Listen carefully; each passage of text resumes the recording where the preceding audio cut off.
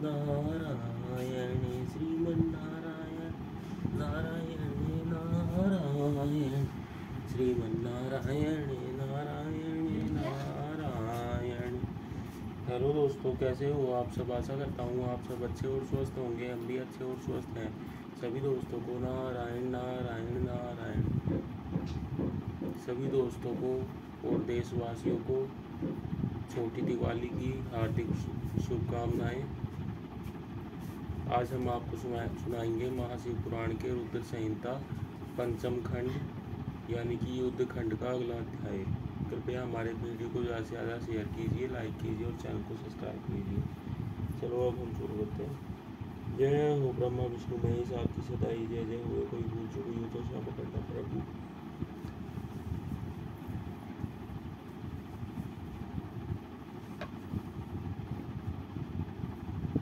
ओम नमः शिवाय, ओम नमः शिवाय, ओम नमः शिवाय।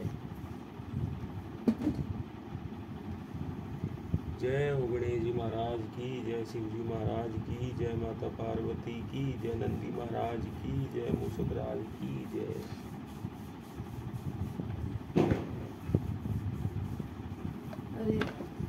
दोस्तों, आज का हमारा अगला अध्याय है अध्याय 43।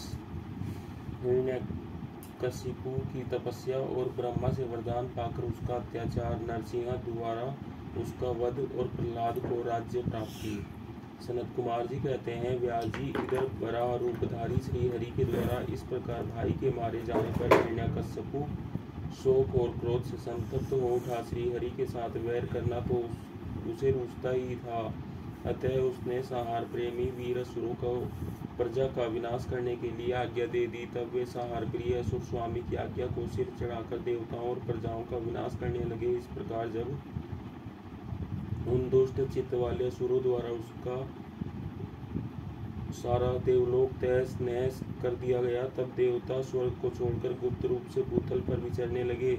उधर भाई की मृत्यु से दुखी हुए हिरण्यकशिपु ने भाई को जलांजलि देकर उसकी स्त्री आदि को ढांढस बंधाया। तत्पश्चात उसे दैत्यराज ने अपने लिए विचार किया कि मैं अजर और अमर हो जाऊं, मेरा ही एक छत्र साम्राज्य रहे और मेरा प्रतिद्वंदी कोई न रह जाए।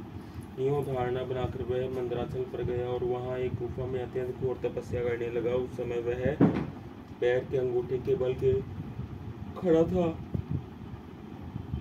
उसकी भुजाएं ऊपर को उठी थी और दृष्टि आकाश की ओर लगी थी। उसकी तपस्या से संतप्त होकर देवताओं का मुख विकृत हो उठा। वे स्वर्ग को छोड़कर ब्रह्मलोक में जा पहुंचे। उन्होंने ब्रह्मा से अपना दुखड़ा कह सुनाया। व्यास जी, उन देवताओं के इस प्रकार कहने पर स्वयंभू ब्रह्मा भृगु दक्ष आदि के साथ उस दैत्येश्वर के आश्रम पर गए।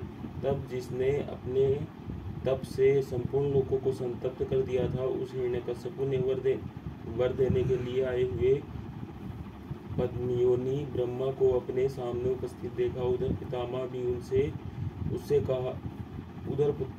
ने भी उससे कहा, वर मांग। तब जिसकी बुद्धि मोहित नहीं हुई थी, उस असुर ने विधाता की उस मधुर वाणी को सुनकर इस प्रकार कहा। हिरण्यकशिपु बोला, ऐश्वर्यशाली प्रजापति पितामह, मैं चाहता हूँ कि स्वर्ग में भूतल पर दिन में, रात में, ऊपर अथवा नीचे कहीं भी शस्त्र अस्त्र पास वज्र शुष्क वृक्ष पर्वत जल अग्नि के रूप में शत्रु के प्रहार से देवता दैत्य मुनि सिद्ध किंबहुना आप द्वारा रचे हुए जीवों के हाथों मुझे कभी भी मृत्यु का भय न हो। सनत कुमार जी कहते हैं, मुने, हिरण्यकशिपु के ऐसे वचन सुनकर पद्मयोनि ब्रह्मा के मन में दया का भाव जागृत हो उठा। उन्होंने मन ही मन विष्णु को प्रणाम करके उससे कहा, दैत्येंद्र, मैं तुझ पर प्रसन्न हूँ, अतः तुझे सारी वस्तुएं प्राप्त होगी। तूने 96,000 वर्षों तक तप किया है, अब तेरी कामना पूर्ण हो चुकी है। अतः तप से विरत होकर उठ और दानवों के राज्य का उपभोग कर। ब्रह्मा की वाणी सुनकर हिरण्यकशिपु का मुख प्रसन्नता से खिल उठा। इस प्रकार जब पितामह ने उसे दानव राज्य पर अभिषिक्त कर दिया, तब वह उन्मत्त हो उठा और त्रिलोकी को नष्ट करने का विचार करने लगा। फिर तो उसने संपूर्ण धर्मों का उच्छेद करके संग्राम में समस्त देवताओं को जीत लिया। तब देवता भागकर विष्णु के पास पहुँचे। वहाँ श्री हरि ने देवताओं और मुनियों की दुख गाथा सुनकर उन्हें आश्वासन दिया और शीघ्र ही उस दैत्य के वध करने का वचन दिया। तब देवता अपने स्थान को लौट गए। तदंतर महात्मा विष्णु ने ऐसा रूप धारण किया जो आधा सिंह और आधा मनुष्य का था। वह अत्यंत भयंकर तथा विकराल दिख रहा था। उसका मुख खूब फैला हुआ था, नासिका बड़ी सुंदर थी और नख तीखे थे। गर्दन पर जटाएं लहरा रही थी, दाढ़े ही आयुध थे। उससे करोड़ों सूर्य के समान प्रभा छिटक रही थी और उसका प्रभाव प्रलय कालीन अग्नि के सदृश था। अधिक कहाँ तक कहाँ जाए, वह रूप जगन्मय था। इसी रूप से वे भगवान भास्कर के अस्ताचल की शरण लेने पर असुरों की नगरी में प्रविष्ट हुए। उन अतुल प्रभावशाली नरसिंह को देखकर सभी दैत्य एक साथ उन पर टूट पड़े। तब उन अद्भुत पराक्रमी नरसिंह ने महाबली दैत्यों के साथ युद्ध करके बहुतों को मार डाला, बहुतों को पकड़कर तोड़ मरोड़ दिया। फिर वे उस नगर में घूमने लगे। तब उन सर्वमय सिंह को देखकर दैत्यराज के पुत्र प्रहलाद ने राजा से कहा, यह मृगेंद्र तो जगन्मय दिख रहा है, यह यहाँ किस लिए आया है?